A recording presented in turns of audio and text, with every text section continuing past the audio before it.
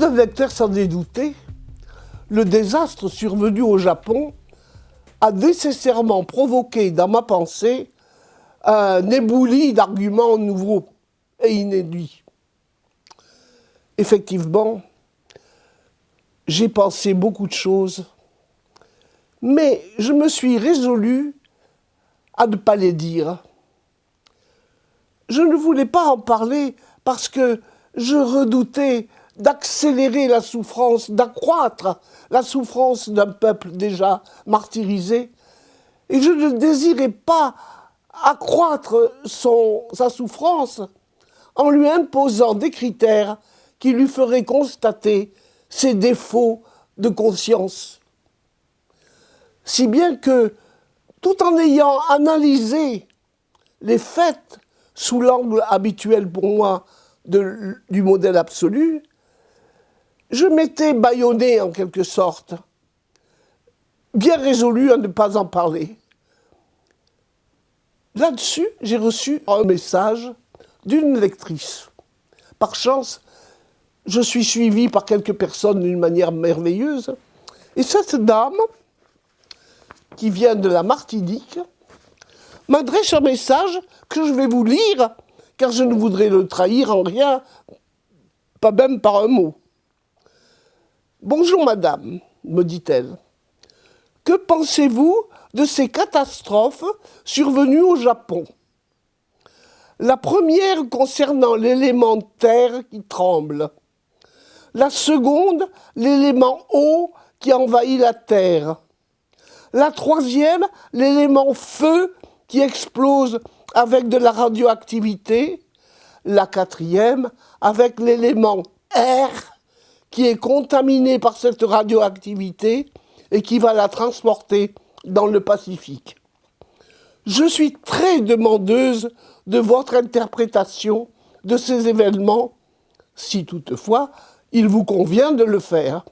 Merci du superbe travail que vous effectuez.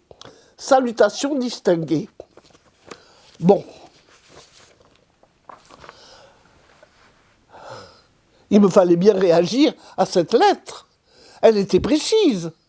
4 éléments se sont soulevés et ont manifesté leur réprobation au même moment. 4 éléments qui sont fondateurs de la réalité spatiale. On ne peut pas avoir de colère planétaire mieux décidée, plus définitive. Et je ne pouvais qu'être reconnaissante à cette femme de l'avoir observée. Je lui ai donc envoyé tout de suite une réponse et je l'ai commencé très maladroitement par ces termes: mes félicitations pour votre analyse des 4 composantes du signal désastre qui nous est donné par les malheurs japonais. Le mot félicitations m'a crevé le cœur.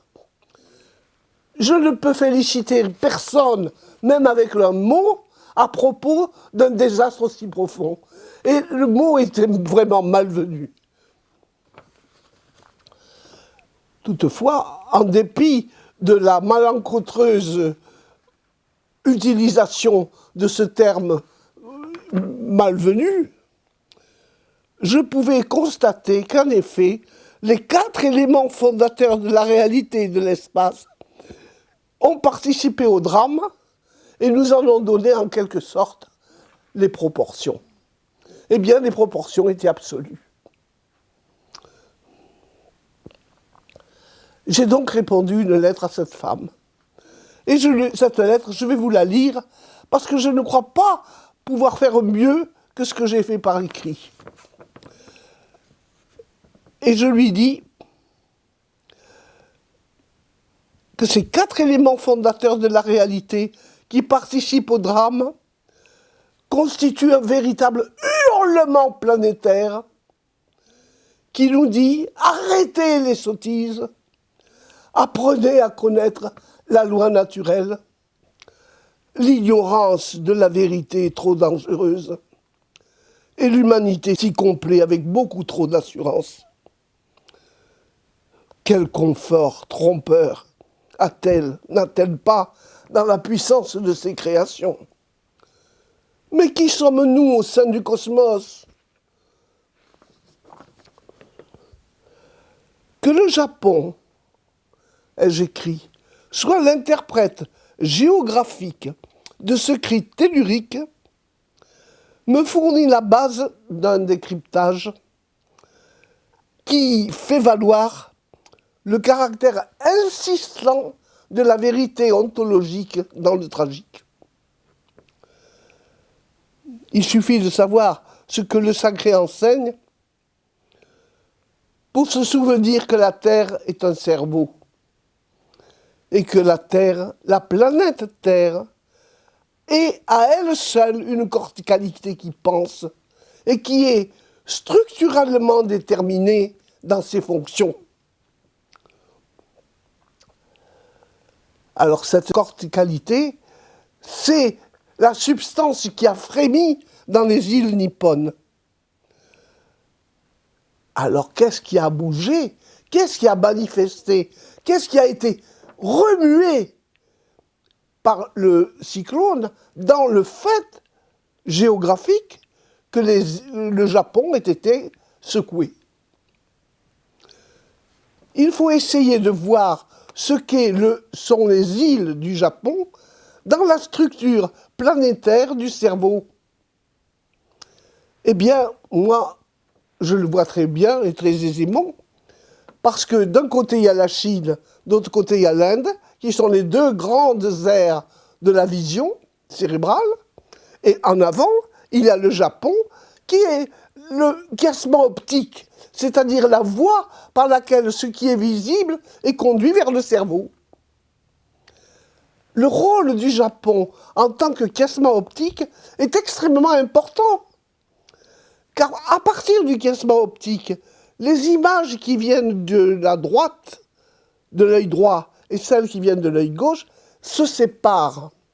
Toutes celles qui sont de gauche se réunissent, toutes celles qui sont de droite se réunissent. Si la Terre tremble au niveau de ce lieu stratégique, c'est que quelque chose d'énorme modifie notre capacité de voir.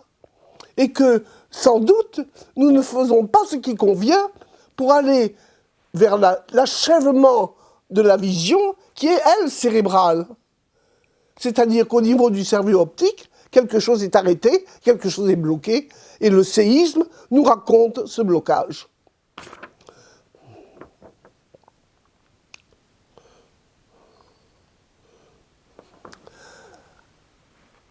Quand je dis que le Japon me semble interpréter la physiologie du cassement optique, je me réfère à tout ce que je sais de sa culture.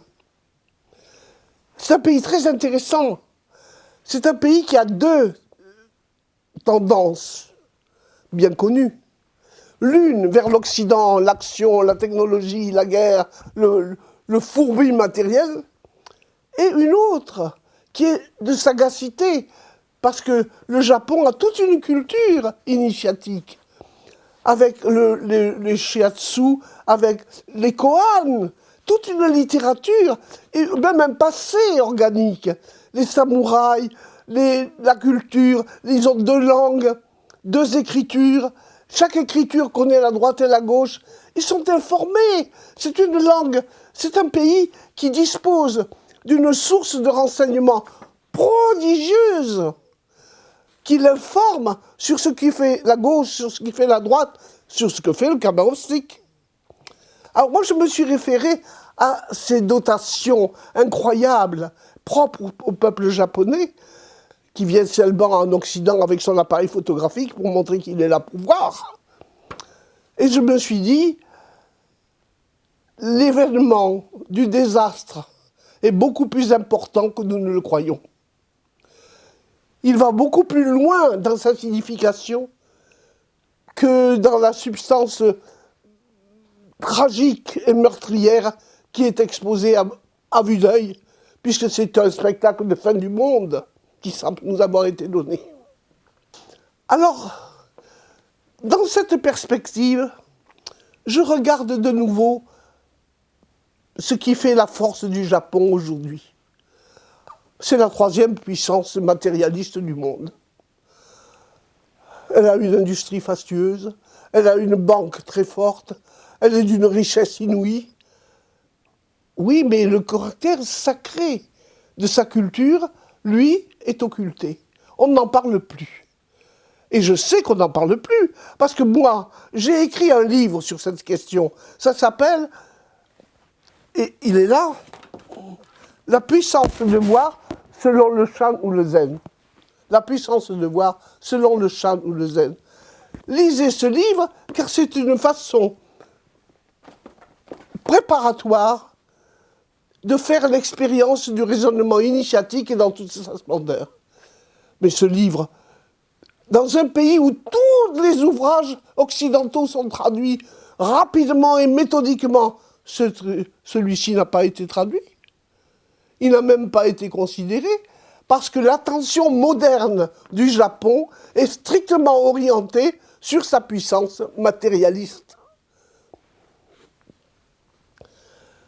Alors le tsunami me rappelle un koan qui dit que l'infini nous remue et nous serons sa possession. Faut-il que l'infini mesure, remue le monde à l'endroit du séisme japonais pour que nous prenions note de notre position à l'intérieur de sa puissance. J'ai assisté à toutes les émissions possibles qui sont parues à la télévision pour nous montrer ce qui s'est passé au Japon. J'ai eu le regret très profond d'enregistrer la présence excessive du matérialisme derrière cette secousse sismique. La planète n'est pas contente du Japon. Et tout à coup, je me suis dit, que va-t-il advenir avec la troisième éclosion du désastre, qui est la destruction des centrales nucléaires? Que va-t-il arriver? Pouvons-nous le savoir? Et je me suis dit, mon Dieu, est-il possible que le peuple japonais ne se souvienne pas de 1945, quand les bombes américaines à 2 endroits, en 2 villes, ont détruit l'immensité des populations présentes? Le choc nucléaire, le tremblement profond de l'humanité devant l'erreur du nucléaire et de l'atomique, le peuple qui en a le premier éprouvé l'expérience, eh bien c'est le peuple japonais. Faut-il penser qu'il n'en ait pas gardé le souvenir? Moi, je pense que parmi les innombrables personnes qui ne sont pas mortes dans le désastre, il y en a eu beaucoup qui se sont dit « Oh là là, ça recommence, et cette fois, ça va être notre faute. » Et oui, le nucléaire, c'est notre faute. C'est notre dépassement des normes du réel. Nous sommes dans une situation de virtualité effroyable en dehors du statut de la réalité, de la nature. Et maintenant, nous sommes en expectative, aujourd'hui, en train de nous demander, nous sommes aujourd'hui le 15 mars, 16 mars, 17 mars, ce qui va se produire. Je vous ai dit plus haut que l'expérience des choses est la forme définitive sous laquelle nous pouvons appréhender le réel. Quand une expérience est vécue, tout est dit. Et nous devons le savoir. À ce moment-là, l'expérience devient à elle seule un motif d'autorité. Elle a l'autorité pour vous faire connaître l'avenir au titre du redoublement. Et en considérant cette règle du redoublement, et en songeant à ce qu'a été le bombardement par les Américains des 2 bombes atomiques sur le Japon, je me dis, mon Dieu, que va-t-il se passer? Est-ce que l'expérience va s'avérer cruellement rééditable, ou est-ce qu'elle sera nous serons épargnés. Il y a une notion que l'humanité doit se faire une fois pour toutes. C'est qu'il y a quelque chose d'inéluctable dans l'ordre du réel. On ne peut pas prier Dieu de corriger ce qu'il a fait. Tout est donné d'avance. La vérité est là, dans la nature, dans le réel, dans les choses. Nous ne pouvons pas aller la chercher ailleurs. Mais si elle est là, il faut savoir la voir. Et il est très cruel, à mes propres yeux, d'avoir à montrer ce qu'elle dit, quand l'occurrence est aussi tragique et désastreuse que celle que nous montre la télévision aujourd'hui, avec cette espèce de fin du monde, que le tremblement de terre, le tsunami et maintenant la menace nucléaire font souffrir au peuple japonais, qui est comme tous les peuples, manipulable, une force que les grands esprits devraient respecter et tenir haut dans leur esprit, au lieu de les manipuler bassement, démagogiquement, comme on le fait. Je suis navré d'avoir à le penser, mais il ne sert à rien de prier. On ne touche pas à Dieu. Dieu a mis tout ce qu'il veut savoir et tout ce que nous devons faire, il l'a déposé dans la réalité créée. C'est là que nous devons chercher la vérité. Prier n'est qu'une concession qu'on se fait à sa propre psyché. On se console soi-même, mais c'est sans efficacité. La seule efficacité réelle qui nous soit offerte, c'est d'avoir conscience, d'avoir assez de savoir concret pour élucider les situations et les voir clairement à la lumière de la plus haute, du plus haut discernement. Et c'est la question qui se pose au niveau du chiasma optique, au niveau du Japon. Pourquoi ? Eh bien parce que le chiasma optique n'est qu'un relais.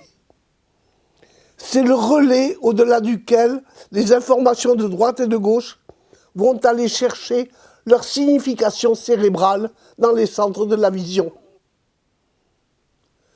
Cela veut dire que l'acte de conscience viendra ensuite, par-delà le chiasma optique. Et si nous n'allons pas vers l'acte de conscience requis, alors, excusez-moi, mais le drame sera encore plus terrible. Vous n'avez qu'une solution, c'est d'aller au-devant de la situation cérébrale. C'est d'essayer de voir clair dans ce qui devrait se produire, de manière à ce que le malheur ne soit pas augmenté. Je vous le dis, il n'y a que l'acte de conscience qui compte. Tout le reste n'est que frime, comédie et grabouillis.